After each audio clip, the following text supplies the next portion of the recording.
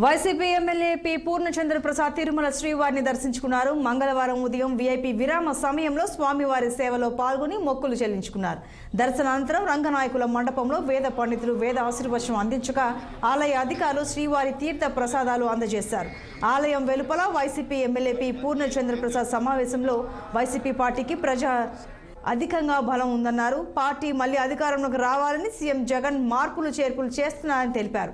రాష్ట్రంలో రెండోసారి YCP party అధికారంలోకి వచ్చి సీఎంగా జగన్ ప్రమాణ స్వీకారం చేస్తారని ఆశాభావం వ్యక్తం చేశారు.